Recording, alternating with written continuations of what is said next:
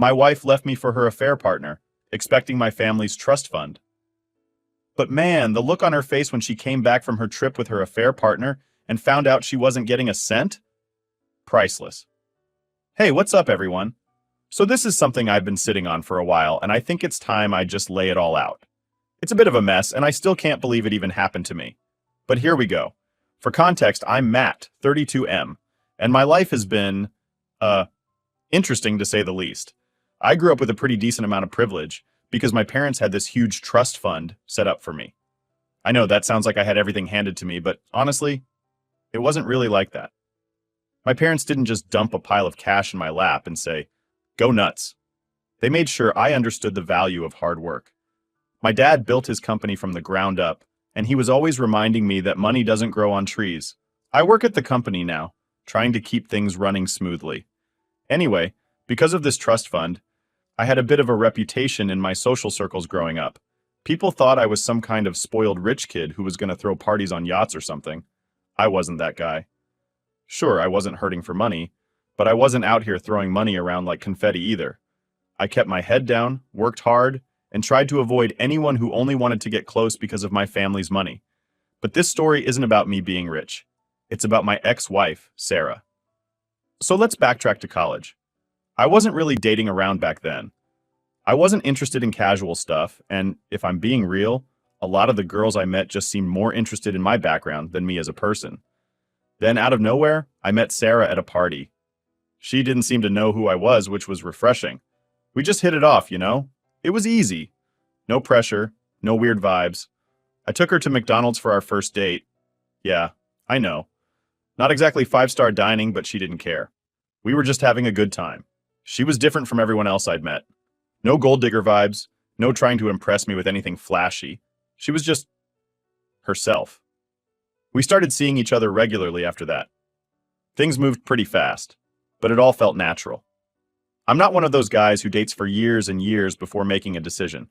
If I like someone and we click, I'm in. After about a year, I was head over heels for her. She was the first girl I ever brought home to my parents, which was a big deal for me. My folks absolutely loved her. I mean, what's not to love? She was smart, funny, and she always made it clear that she didn't need my money. She even refused any expensive gifts I offered, saying that kind of stuff could wait until we were married.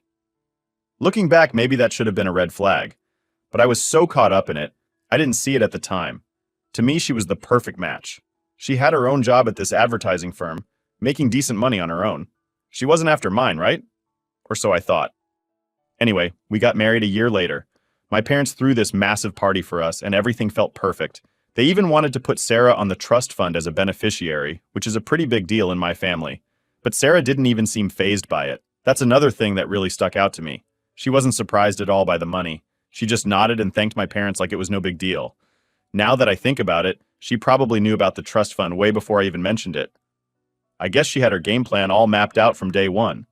We were married for about 6 years, and during that time, she played the perfect wife.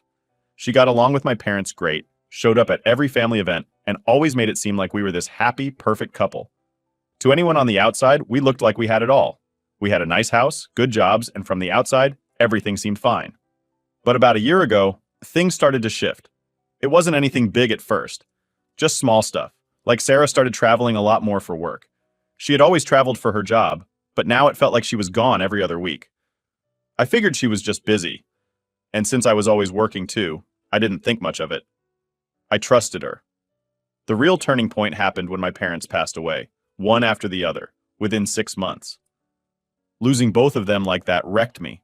I didn't know how to handle it, so I just buried myself in work. I was in charge of the company now, and I couldn't afford to let my emotions get in the way. I was working long hours, barely sleeping, just trying to keep everything running. Meanwhile, Sarah seemed distant. At the time, I chalked it up to her grieving in her own way, but she never once asked how I was doing. Not once. It's like she didn't even care that my world was falling apart. Still, I didn't want to be the guy who forces his feelings onto other people, so I let it go. I figured she'd come around when she was ready. 2 weeks after my mom's funeral, I decided to come home early from work and try to talk things out with her. I was thinking maybe we could take a trip somewhere, just to get away from all the stress for a while. I even stopped by a flower shop and grabbed a bunch of roses. You know, trying to be the good husband, do something nice for her. When I got home, That's when things really took a turn. I walked in, and there was Nick, her boss, sitting in the living room with his bags packed. At first, I thought maybe they were there to talk to me about the trust fund or something. It wouldn't be the first time we've had to meet up about that stuff. But then, Sarah came out with 2 suitcases of her own. She looked at me, dead in the eyes, and said, "I was going to leave a note, but I guess this works. I'm leaving you, Matt. Nick and I are going to Italy, and, well, I'll be filing for divorce. Don't worry, though.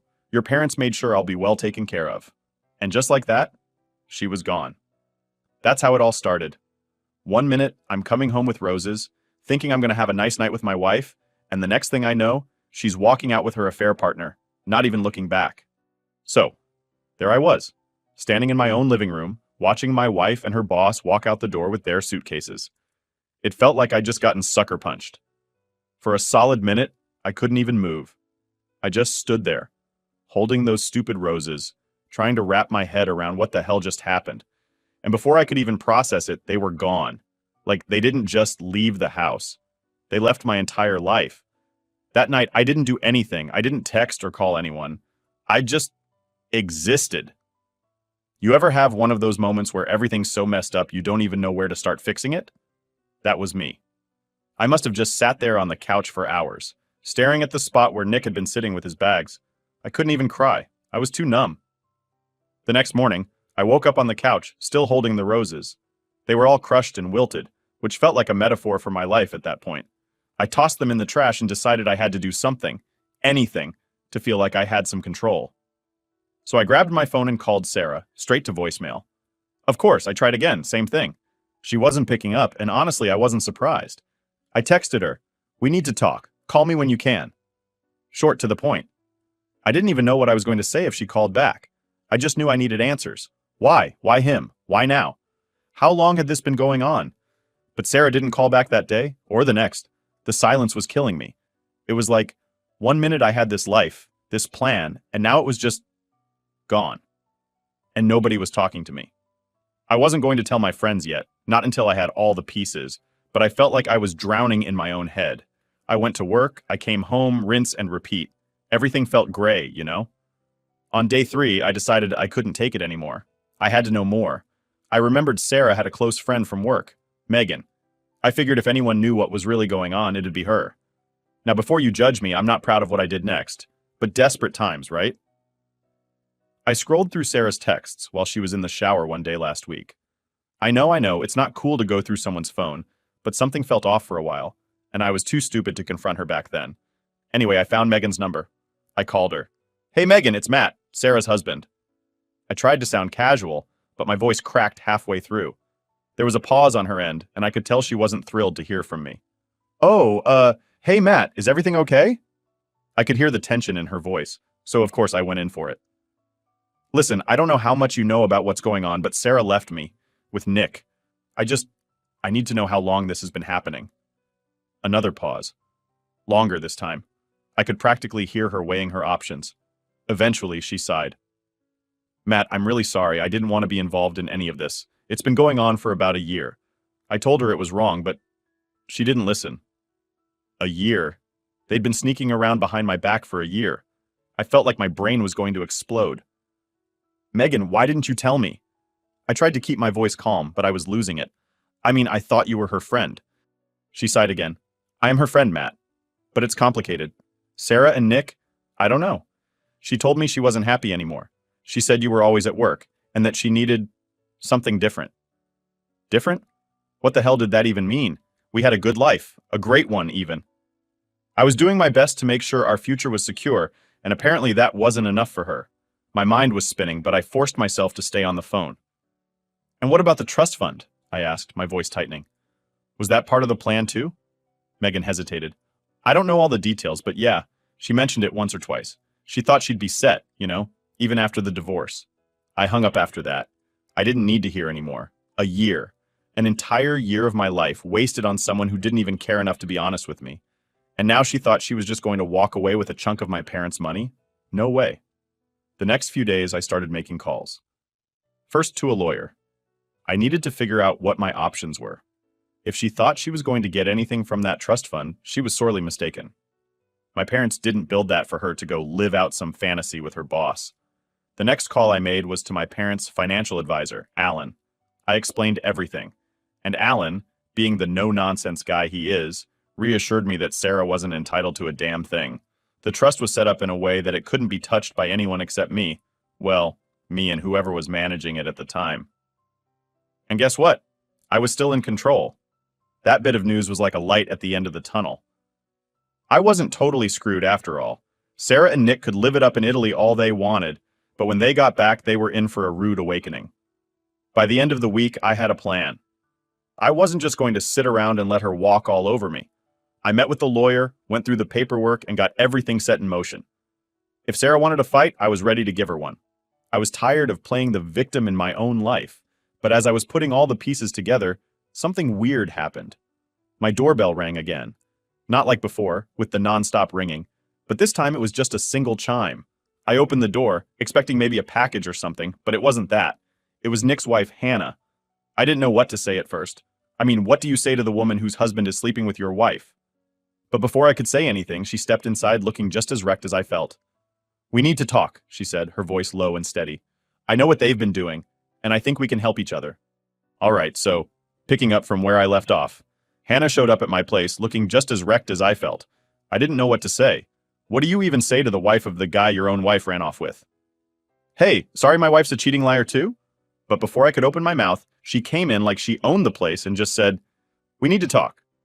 We both stood there in awkward silence for a minute before she dropped onto my couch like she'd been here 1,000 times.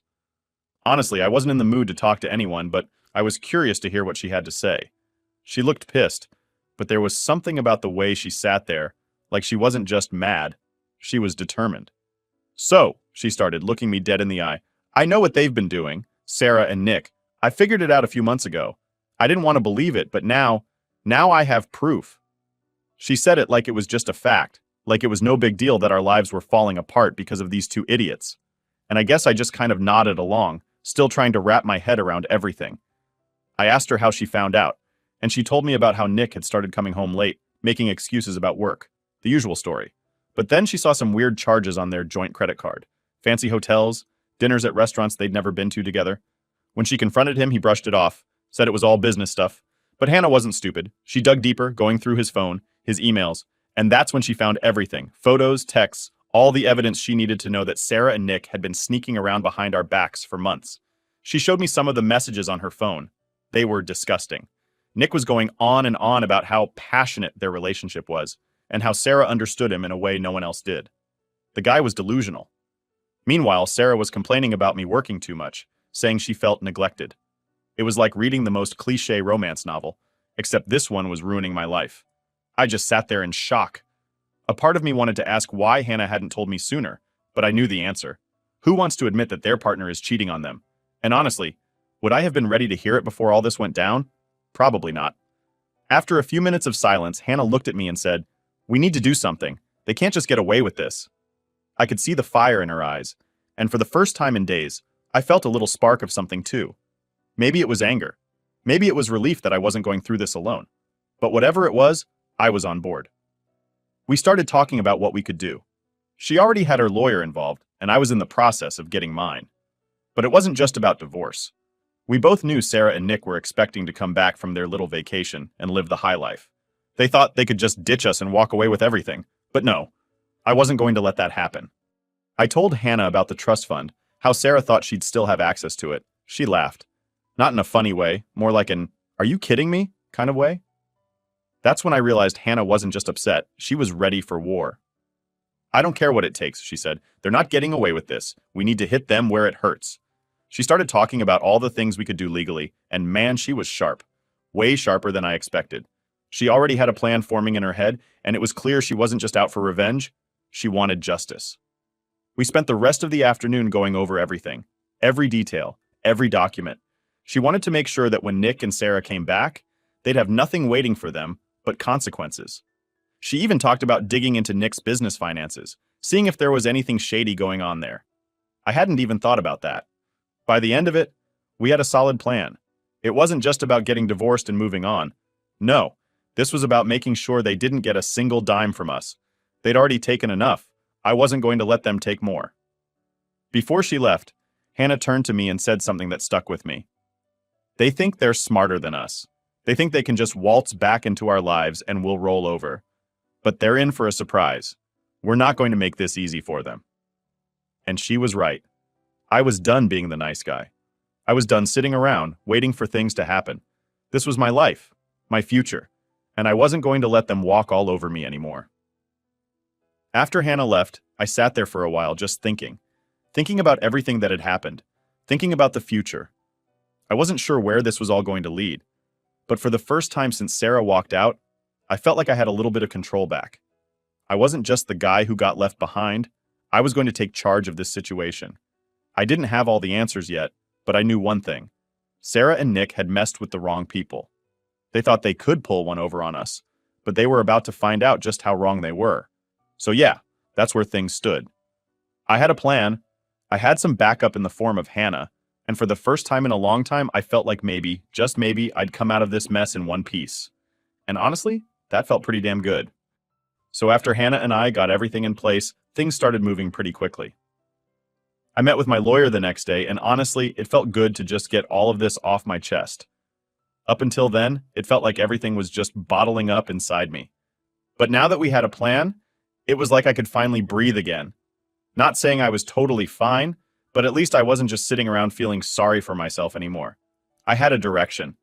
When I told my lawyer everything that happened, he didn't even flinch. He's been doing this for years, so I guess nothing really surprises him anymore. But he took it all seriously, which I appreciated. He asked me about the trust fund, Sarah's involvement, all the legal stuff we'd need to block her from getting anything. Turns out, my parents had set it up pretty airtight, and as long as I made a few small changes, Sarah was as good as cut off. I felt a weird sense of relief hearing that. I guess a part of me had been worried that maybe she'd find some loophole, but the lawyer assured me that wouldn't happen. Still, knowing she wasn't getting a penny didn't make the situation any less messy. There was still the whole emotional wreckage to deal with. It's not like I could just flip a switch and stop caring. I mean, yeah, Sarah betrayed me, but she was still the person I thought I was going to spend the rest of my life with. It's hard to just turn that off, but the anger, oh, that was burning strong. And every time I thought about Nick, it just made me want to tear the whole thing down even more. But enough about that. After the meeting with my lawyer, I called Hannah. We agreed that we needed to stay in close contact so we could keep tabs on what Nick and Sarah were up to. I didn't want to become obsessed with it, but let's be real. If they were planning something shady, I wanted to know. So we started exchanging texts pretty regularly, just updating each other on any new developments. And then the waiting started. You ever have one of those moments where you know something big is coming, but you have no idea when it's going to hit? That was me for the next few days. I knew Sarah and Nick were still in Italy, living it up like nothing was wrong. Meanwhile, I was here, trying to piece my life back together. It pissed me off, but I tried not to dwell on it. I went to work, kept my head down, and just focused on getting through each day. But every time my phone buzzed, I'd get that little jolt of anxiety, thinking maybe it was Sarah finally reaching out. Spoiler? She didn't. But Nick did. Yeah, I wasn't expecting that either. It was a Thursday afternoon, and I was sitting in my office trying to focus on some reports when my phone buzzed. I looked down and saw Nick's name pop up. At first, I thought it was some kind of sick joke. Why would this guy be calling me? Did he accidentally dial me or something? I almost didn't pick up, but curiosity got the better of me. Hello? I answered, trying to keep my voice steady. There was a pause on the other end, and then Nick's voice came through, all casual like we were old buddies. Hey, Matt, man, I just wanted to, clear the air between us. Clear the air? I almost laughed out loud. This guy stole my wife, wrecked my marriage, and now he wanted to clear the air. But I bit my tongue and let him talk. I know things have been kind of tense, but I just want you to know, Sarah and I, this wasn't personal. It just happened. His voice had that slimy tone to it, like he was trying to smooth things over with some half-assed apology. I couldn't help it. I snapped. Not personal? You're sleeping with my wife, Nick. How exactly is that not personal? There was another pause, and then he gave this awkward chuckle. I get it, man, you're upset. But let's not make this harder than it needs to be. Sarah and I, we're serious, and I think it'd be best if we all just moved on. I didn't know whether to punch something or laugh. The audacity of this guy. Oh, don't worry, Nick, I said, my voice dripping with sarcasm. I'm moving on. In fact, I've already talked to my lawyer. Sarah's not getting a dime, and neither are you. That seemed to catch him off guard. He stammered for a second before he managed to say, Wait, what do you mean? Sarah said... I cut him off. Sarah was wrong. My parents didn't leave their money to support you two running off to Italy together. The trust fund is protected, and you can tell Sarah that she can kiss it goodbye. There was silence on the other end for a moment. I could practically hear the gears turning in his head as he tried to process what I just told him. And then, without another word, he hung up. I sat there for a second, staring at my phone, half expecting him to call back. But he didn't. I guess he finally realized that the gravy train was over. A part of me felt satisfied, but another part of me just felt exhausted. It wasn't like this solved everything. There was still so much to deal with, and honestly, I wasn't looking forward to the inevitable showdown when Sarah got back. But at least now I had some leverage. They couldn't just walk all over me and expect to come out of this unscathed. Later that night, I got a text from Hannah. She'd heard from her lawyer that Nick was starting to panic. Apparently, he'd been counting on that trust fund to cover some of their debts, and now that it was off the table, he didn't know what to do. I couldn't help but feel a little satisfaction at that. Maybe it was petty, but after everything he'd put me through, it felt good knowing that his plans were falling apart. Still, there was this weird feeling gnawing at me. I wasn't just angry anymore. I was tired.